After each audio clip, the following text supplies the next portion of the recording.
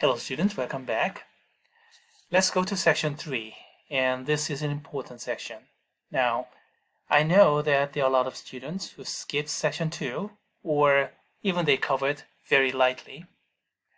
No more of that now. Let's be thorough, because this is important. Let's begin with a reminder on the standardization theorem. For any random variable x with the mean mu and the standard deviation sigma, we can define a composite random variable z as x minus mu over sigma. Then that new random variable has mean 0 and standard deviation 1. The proof is left to the students. Actually, we proved it. It's just that the reminder, the review, is left to the students. And consequently, we make this kind of conclusion. When capital X is less than x, then we do the same computation here, x minus mu over sigma. And the standardized random variable is less than this quantity. You can get it from the standard normal table. So all that comes from this standardization theorem. All right, let's go ahead with an example problem. The intelligence quotient scores are normally distributed with a mean of mu 100 and the standard deviation of about 16. If one person is selected at random, what is the probability that the selected person's IQ is between 90 and 125? So we have a continuous random variable because IQ scores are typically written in integer values, but it doesn't have to be integer. So we are looking at something like this. So here we go. So let's suppose we have something like this and something like this. A lousy picture, but please forgive me. So that's 100 and then 90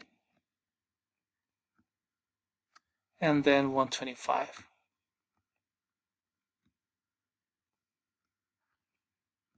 And we are considering this point. So what do we have? We have two x values, 90 and 125.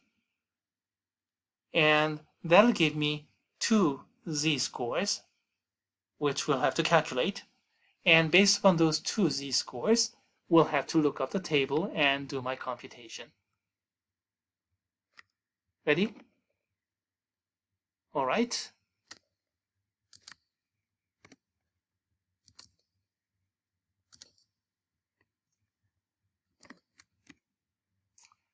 So here we go. Between 100, so 100 is there, 90 to 125, that's what we want. But if I standardized, we get z1 to z2. And what is z1 associated to 90? We have to find out. What is z2 associated to 125? That 2 is something we have to find out. Let's find those two out. Well, there you go. X minus mu over sigma. Does it make sense?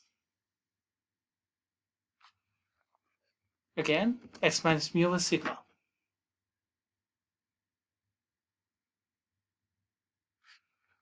All right. So for z1 value, we can look up the table. Negative 0.625. Let's see, negative 0.625. Where is it? Negative 0.6 is here. 0.602 is here. 0.625. So this is what we are looking at. You see, this is 2 column, 3 column. So this is what we are looking at. 0.6, 0.62,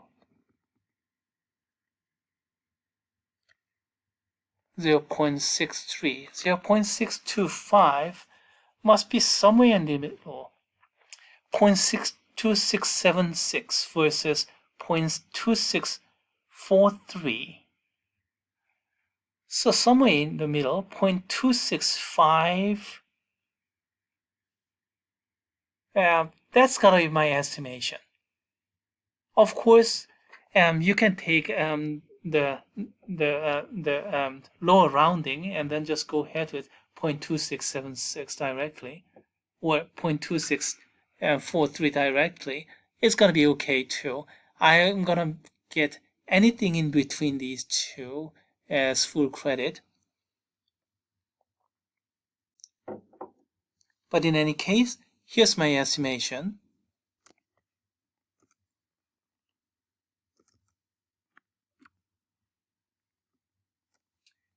.2659 or 2660. Well, I got it from Mathematica, so this is pretty accurate.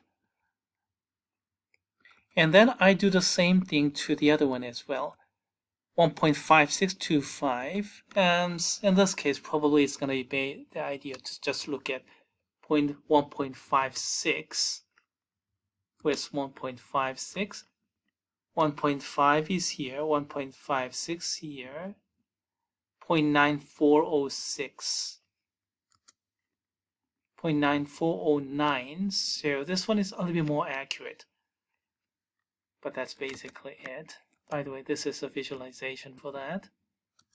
And then we are subtracting one from the other. Larger minus smaller. So if you do that, you're going to get this number. And this computation is actually pretty accurate because I use Mathematica computation for these. And if you use statistical calculator, even with your, if it's handheld calculator, if you master it and then use it, that's fine. If you use a table and get reasonably accurate figure, again, you're going to get full credit. Don't worry too much about getting all those decimals correctly. So the key is to recognize that 90 and 125 corresponds to appropriate z-scores.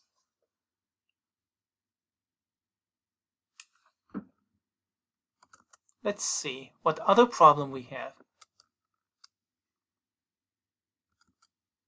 Okay, let's consider another problem. This time, let's go backward. Intelligence quotient scores are normally distributed with a mean of 100 and a standard deviation of 16. Find the 33rd percentile. So we'll have to look up 33rd percentile. So from this normal table, what is the closest z-score associated to 33%? 0.33. What is it? Let's see, 0.33. I have, right here, 0.33.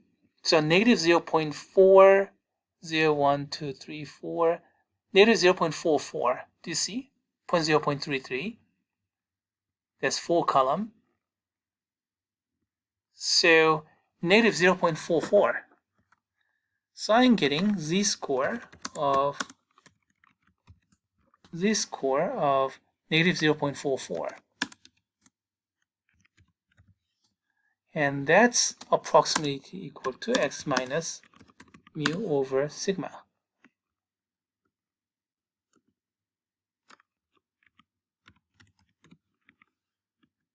Oh.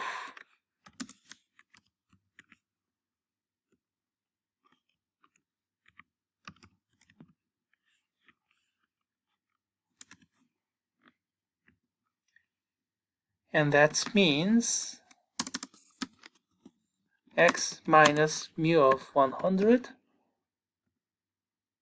over 16 is approximately equal to negative 0.44.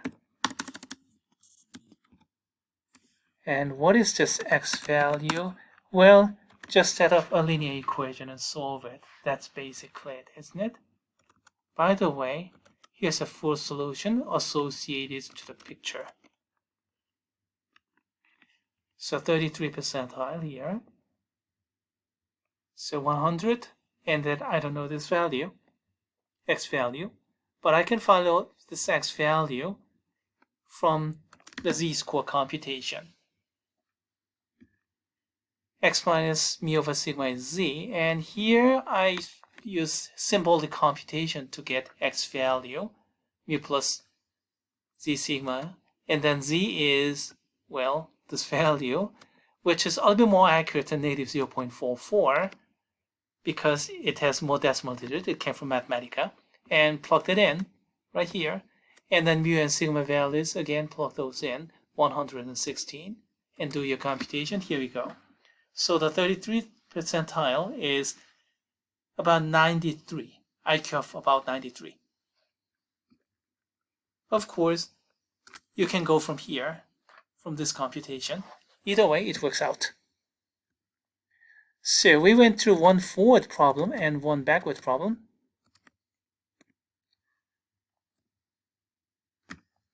Okay, a little bit more time. All right, one more problem. This time, let's consider parameter estimation.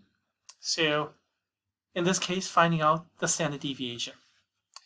The salaries of junior executives in a large corporation are approximately normally distributed. A pending cutback will not discharge junior executives within 4,900 of the mean. If this represents the middle 80% of the salaries, what is the standard deviation?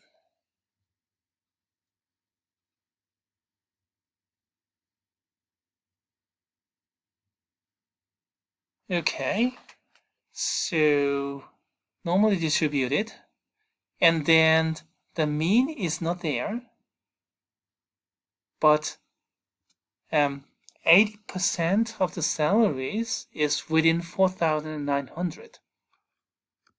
What do we have? So kind of like this, normal picture, and I don't know the middle, but the 80% is here. So middle is 80%, and that's plus 4,900, and this minus 4,900.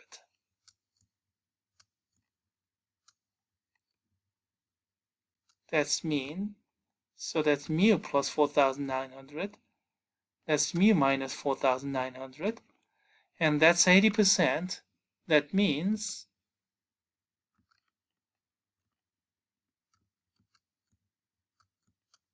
we have 10% here.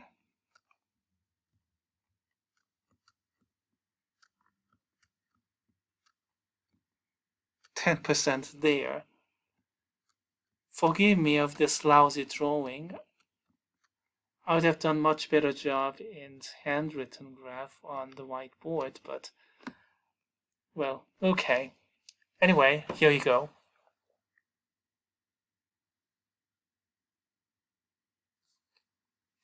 So how do we handle that?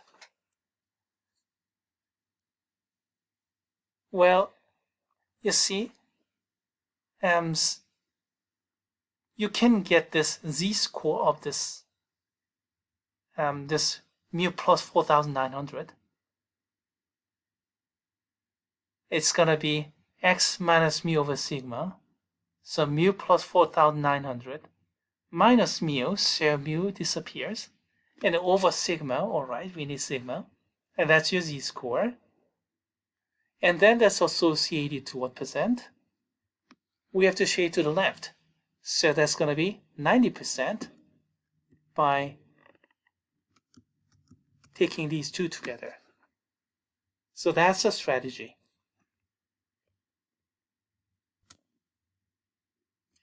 Okay, here we go.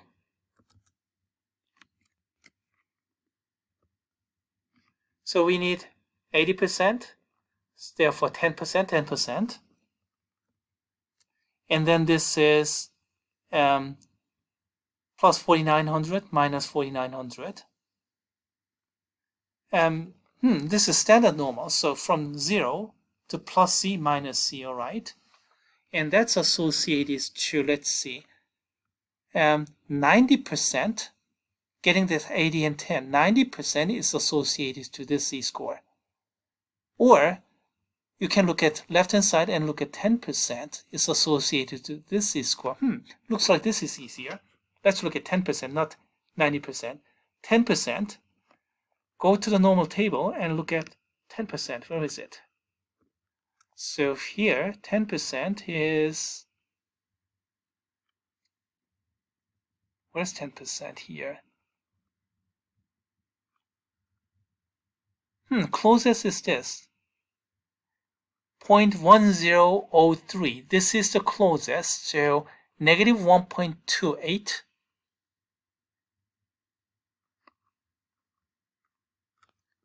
So this is the closest, and it's an 8 column, and it is associated to negative 1.2.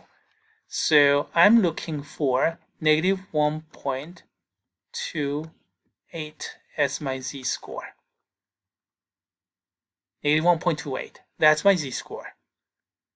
All right, remember that. Let's go back to my notebook. So what we have, z-score, which is x minus mu over sigma,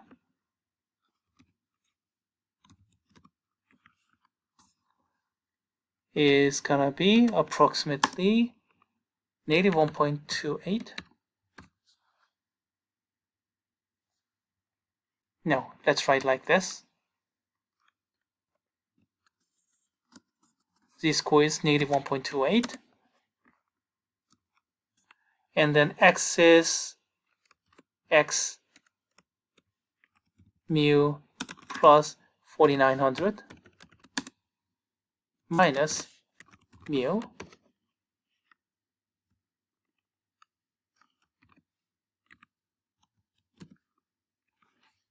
it's like this, isn't it?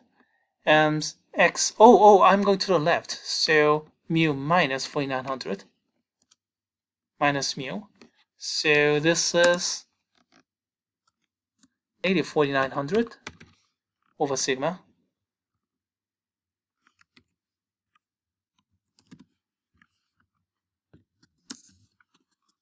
So sigma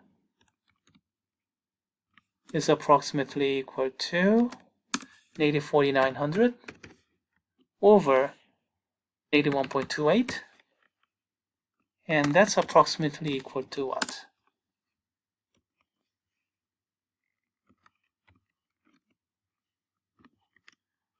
$3828.13. So sigma value is about $3,828, approximately speaking, according to the computation we just did. Well, if we do a little bit more accurate computation with Mathematica, yeah, okay, that's associated to, excuse me. Sorry about the alert which just popped out. That interrupted me a little bit. Okay, so that's equivalent to this, mu and mu plus 4900, mu minus 4900, 80% here, 10% there, 10% there. And that's something we saw before when we started. And then this is standard normal version of it.